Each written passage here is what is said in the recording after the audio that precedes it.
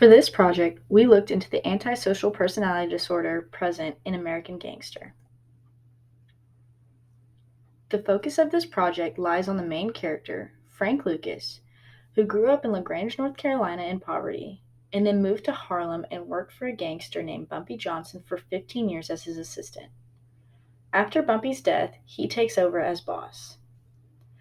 The setting of this movie lies in Manhattan, New York, in the Harlem neighborhood in the late 1960s through 1970s. We can observe that it is set in lower class America with a large African American population.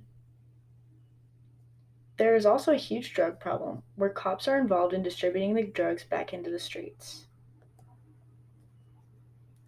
The diagnosis we have assigned to Frank is antisocial personality disorder. The cultural context of this film makes it nearly impossible for Mr. Lucas to be diagnosed, as he is a high profile, dangerous individual that many would assume that he is the way that he is due to being evil or insane rather than having a disorder. It is also important to note that the African American community in this time did not focus on mental health disorders as being a reason for people's actions. The evidence for this can be seen in two ways. One being that he is less stressed by punishment. In the movie, when he is finally caught, he doesn't show any fear.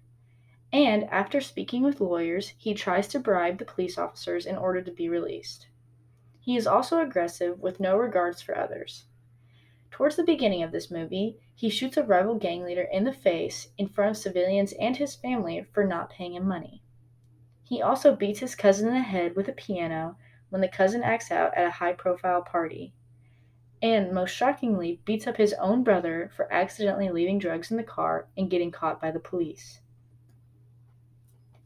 As far as treatment is concerned, there are not many medications available that can help with antisocial personality disorder.